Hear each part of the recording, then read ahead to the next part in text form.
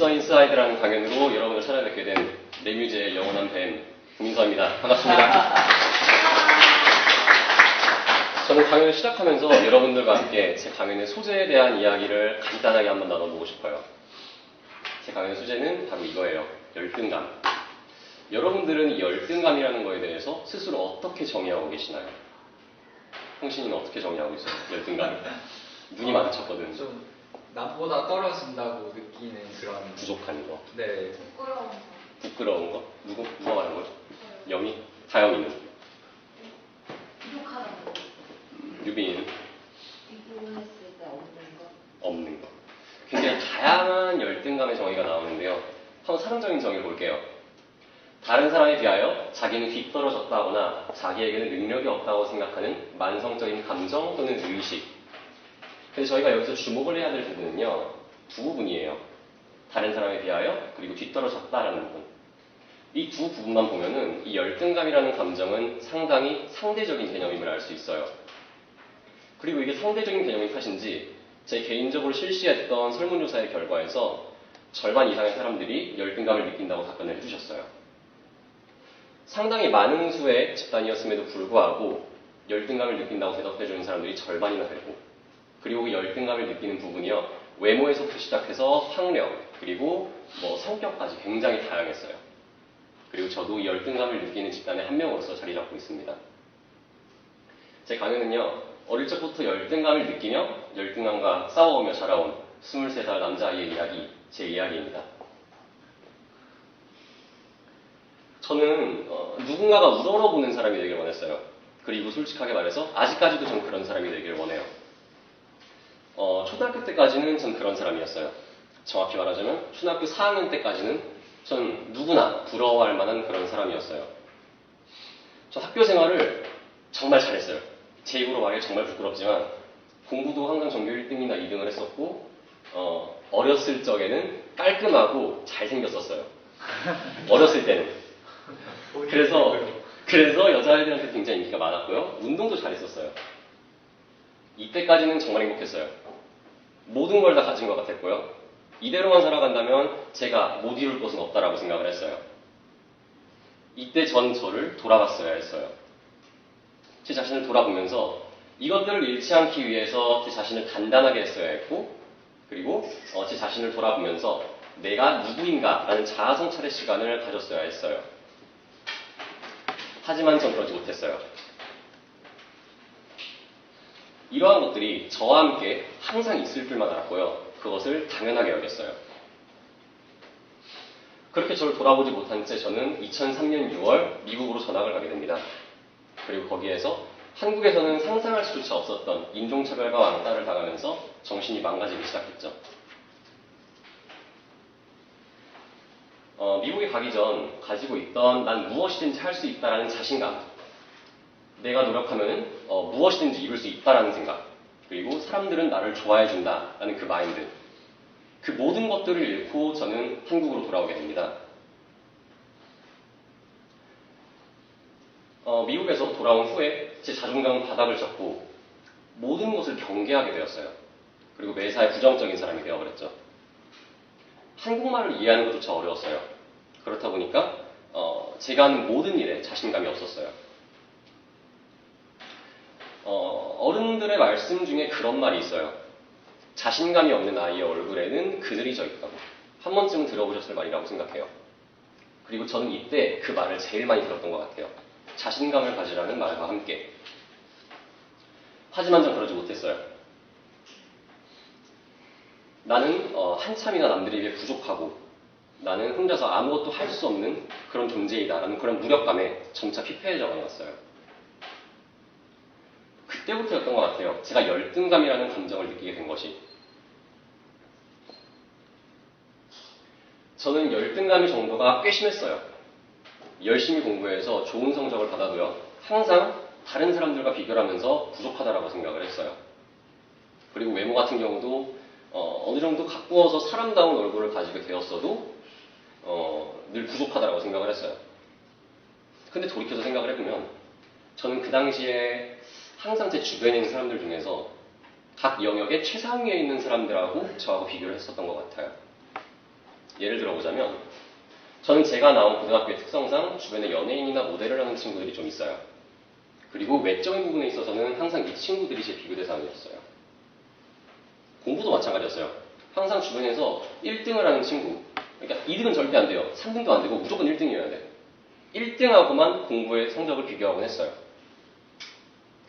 이렇게 열등감에 사로잡힌 채 저는 계속해서 남들과 저를 비교해 나갔고, 비교하면 비교할수록 나는 정말 아무것도 할 수 없는 존재구나 라는 그런 무력감이 점차 더 강하게 자리 잡게 되었습니다. 그런 무력감에 대한 아무런 조치를 취하지 않은 채 저는 고등학교 3학년이 되었고요. 무력감에 늪에서 허우적대던 저는 결국에는 재수를 하게 됩니다. 친근하죠? 재수가 시작되고 나서 저는 최대한 저의 열등감을 억누르려고 했어요. 극복을 하려기보다는 전 그걸로부터 도망치려고 했어요. 열등감을 최대한 외면한 채 6월 모의고사까지 그대로 달렸고요. 대망의 6월 모의고사 이후 저는 제가 현실을 외면한 대가를 치르게 됩니다.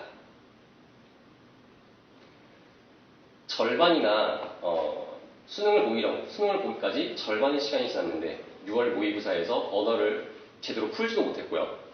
과학 같은 경우도 제대로 풀지 못했어요. 게다가 갑자기 집안 사정이 불안해진 데다가 뒤늦게서야 알게 된 좋지 않은 어머니의 건강.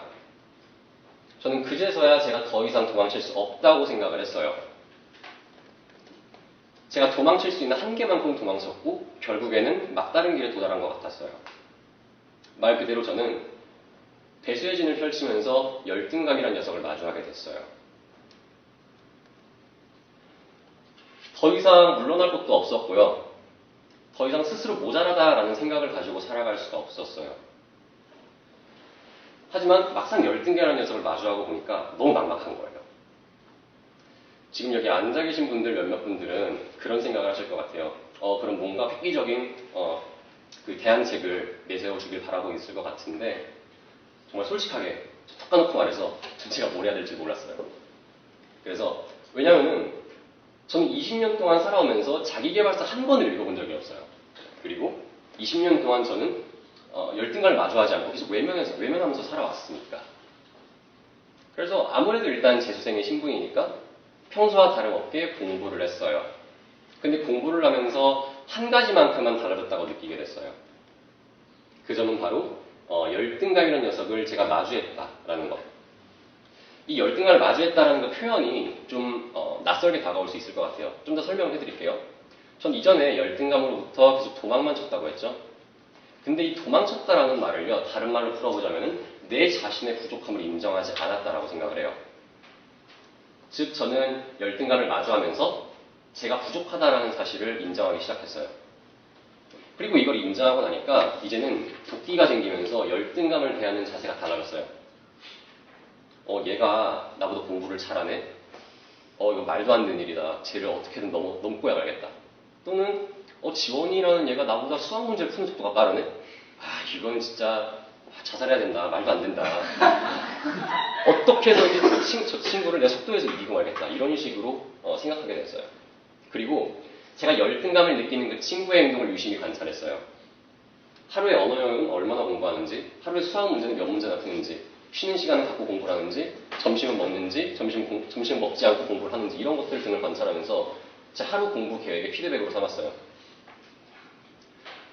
그리고 그 친구의 이름을요, 제가 하루 계획을 세우던 하루 계획표, 휴대용 단어장, 그리고 제 손등, 그리고 제가 공부하던 책상 위에다가 그 친구의 이름을 네임펜으로 크게 적어놨어요. 그렇죠? 그래서 맨날 공부를 하다가 집중력이 흐트러지고 산만해질 때면은 주변을 볼 때마다 항상 그 친구의 이름을 보였죠. 그러면 전 그거에 자극을 받아서 다시 공부하곤 했어요. 다시 말해서 저는 이 열등감이라는 녀석을 마주하면서 열등감에게서 자극제라는 새로운 모습을 발견한 거예요. 이 열등감을 자극제로 해서 저는 재수 시절 저보다 공부를 잘한다는 친구를 하나둘씩 헤쳐나갔고요. 결국에는 고등학교 3학년 때보다 100분이 100% 이상을 올려서요. 장학금을 받으면서 정보통신대학 전자공학부에 입학을 하게 됩니다.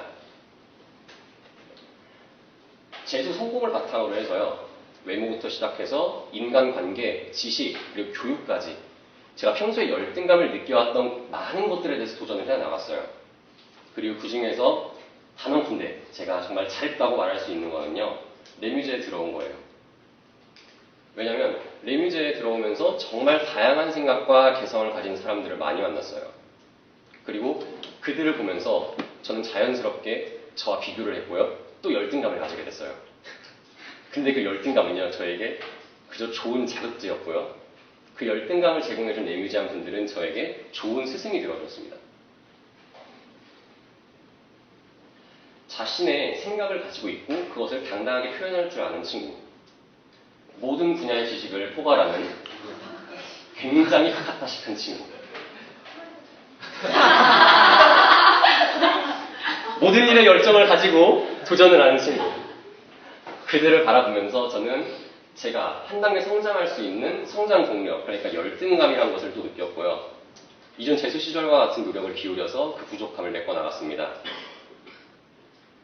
그리고 지금 제가 이 자리에 서 있는 이유마저도요, 열등감에 의한 결과예요. 항상 자신의 생각을 말하는 스타일의 강연을 하는 친구들을 보면서 열등감을 굉장히 많이 느꼈어요. 저와는 다른 길을 걸어온 것 같았어요. 너무나 멋있어 보였고 대단해 보였어요. 레뮤제에 들어올 때부터 느껴왔던 그 열등감에 저는 정말 오랜 시간 동안 제 생각을 정리하면서 이 강연을 준비했고요. 결국에는 이 자리에 서서 어떻게 보면은 저에게 좋은 스승이 되어주셨던 레뮤지안 분들 덕택에 이렇게 강연을 하고 있는 것 같습니다. 세상에는 우리가 상상하는 것 그 이상으로 열등감을 느끼는 사람들이 많을 것 같아요. 그리고 제 개인적인 생각으로는 오히려 열등감을 느끼지 않는다라고 말하는 사람들이 더 적을 수도 있을 것 같아요. 하지만 제가 이 강연을 통해서 여러분들에게 말씀드리고 싶은 것은 열등감을 느끼느냐 느끼지 않느냐 그런 것이 아니에요. 제가 여러분들에게 질문을 드리고 싶은 건요. 바로 이거예요. 당신 열등감으로부터 도망치고 있지 않나요? 그리고 이런 말씀을 드리고 싶습니다. 열등감을 마주해 봅시다. 금이가 있는 항아리에 물을 계속해서 붓다 보면은 언젠가는 한 번에 터져 나와요. 그것처럼 열등감을 외면하고 그것으로부터 도망치는 것만으로는 열등감을 해결하기 위한 해결책도 될 수 없을 뿐더러 해결을 위한 첫 걸음조차 내디딜 수 없게 돼요. 마지막으로 철학과의 한 교수님께서 학생들에게 해주셨던 이야기를 전해드리면서 강연을 마무리하고자 해요. 여러분들 혹시 이 노래를 아시나요?